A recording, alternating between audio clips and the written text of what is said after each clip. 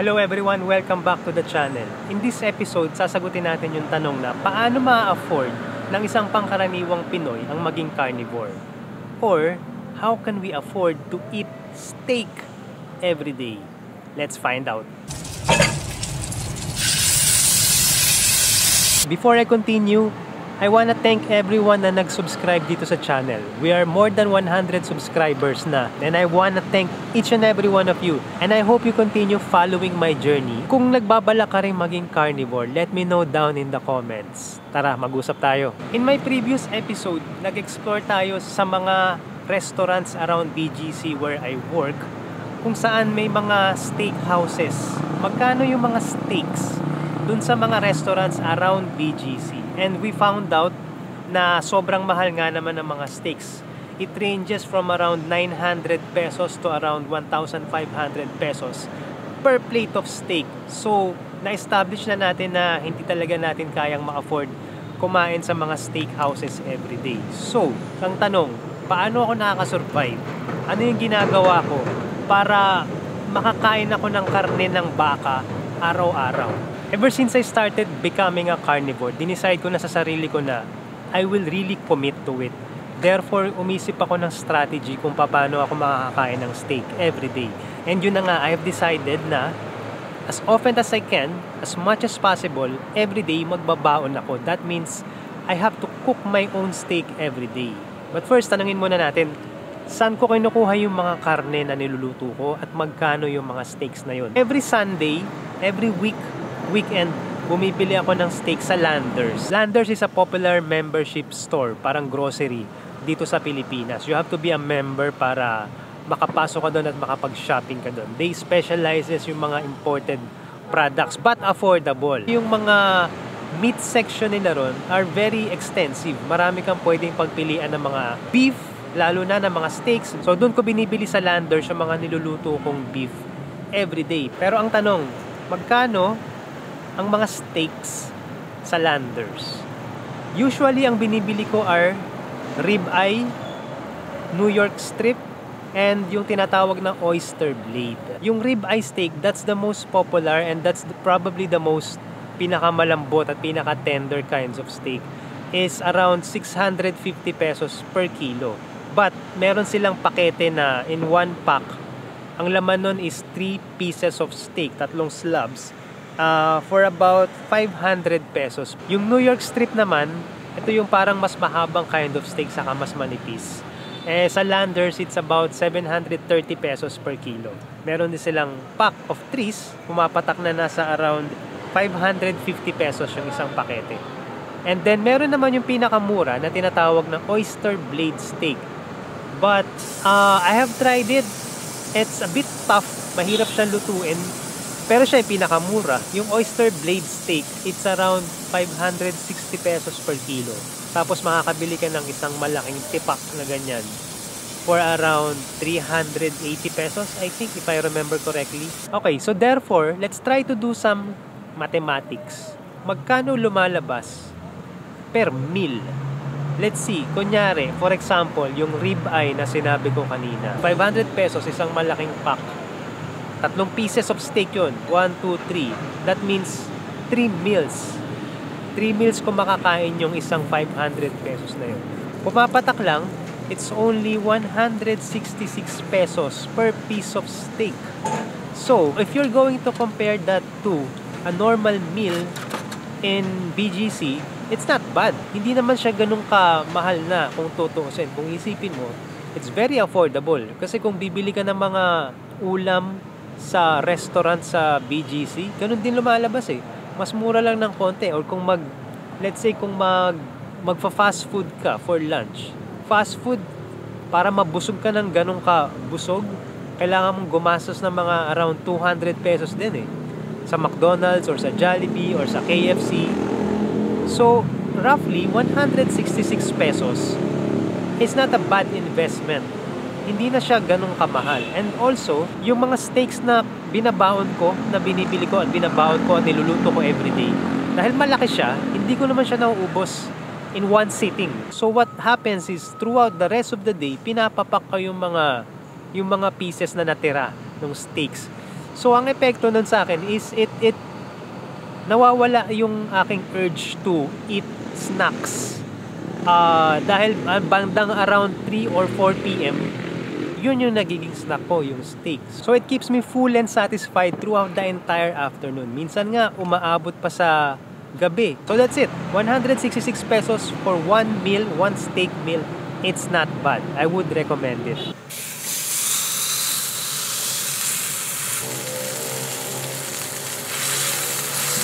Okay, next question. How do you cook your steak?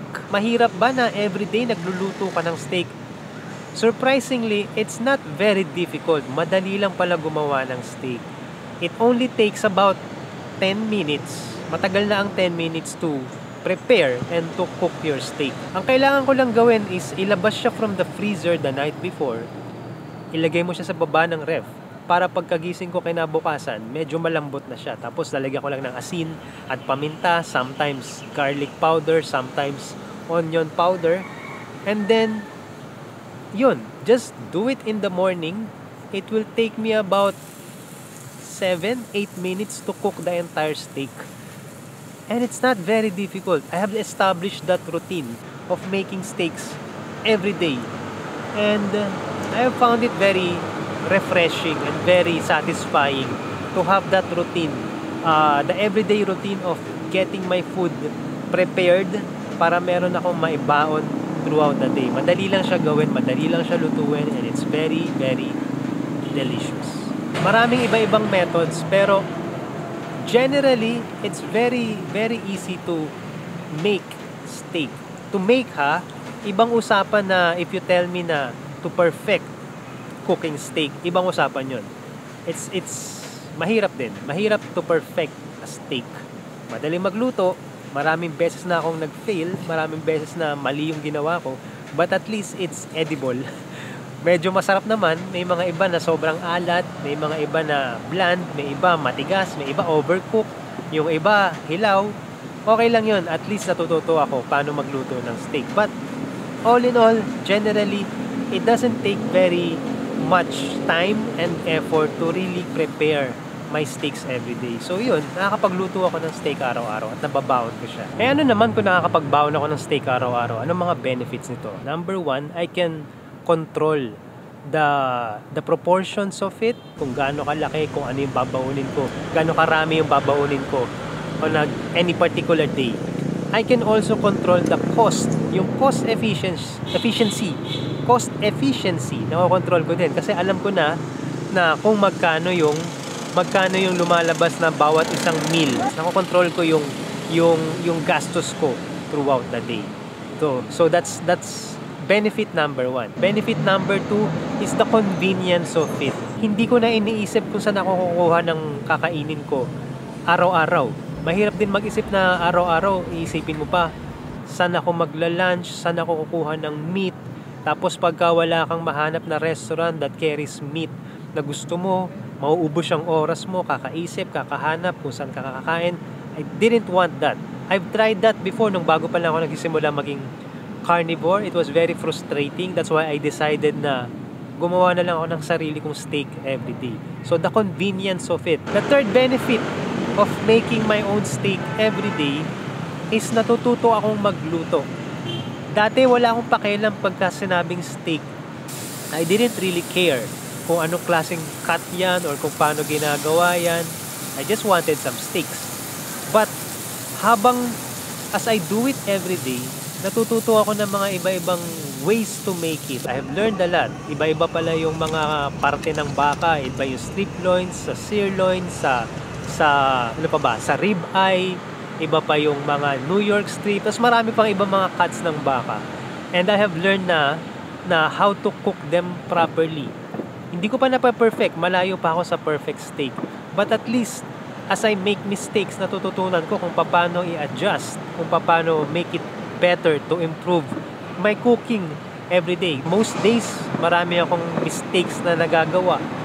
And the following day, I would adjust it, and every day, nag-i-improve yung ginagawa kong steaks. For example, there's one day na ang ginawa ko is inasinan ko yung steak. It's a ribeye steak. Inasinan ko the night before. Ang dami kong nilagay na asin kasi dati sabi sa mga research, salt it generously, meaning madami talagang ilagay na asin before you cook it. Pero before you cook it, ibig sabihin bago mo palang lutuin, asinan mo na ng madami. But what I did is, inasinan ko ng madami the night before. So meaning the whole night na nakababad sa asin yung steak. So what happened was sobrang alat nung niluto ko na. And I realized na yun pala kapag the night before mo aasinan yung steak mo, dapat hindi ganun kadami yung asin na ilagay mo. So yung mga ganung klase ng realizations and lessons that I have learned to make my steaks better. That is a good lesson for me. Number 4, the fourth benefit is I am assured na nakukuha ko yung right amount of protein that I need every day. Because that's why I'm doing this. I need the protein. Becoming a carnivore, yun talaga yung purpose ko, makakain ng as much protein as I need. And for doing that, for making my own steaks every day, yun na nga, na-assure ako sa sarili ko na nakukuha ko yung tamang amount of protein. The fifth and final reason or benefit of me making my own steaks, cooking my own steaks every day is there's less guilt. Hindi ako nagigilty. Meaning, ako yung gumagawa ng steak ko, hindi ako gumagastos ng ganong kalaki, mura lang. Therefore, hindi ako nagigilty na kumakain ako ng steak araw-araw. As opposed to if you take it from a restaurant na it will take you about 900 to 1,500 pesos. There's definitely that guilt in your heart na kumakain ka ng ganun ka-expensive na food. Pag ikaw mismo gumagawa ng sarili mong steak, there's no guilt. It feels like a normal baon. So ngayon na nalaman nyo na kung magkano ang maging carnivore o kung magkano ang kumain ng steak araw-araw, hindi naman pala ganun kamahal. So it's possible, posible. You wanna try it? Let me know down in the comments. And let me know kung magkano din yung mga steaks, yung mga ribeyes, yung mga New York strips na malapit sa inyo. At kung tinatry nyo rin ba yung strategy na ginagawa ko na pagluluto ng steak everyday para baunin.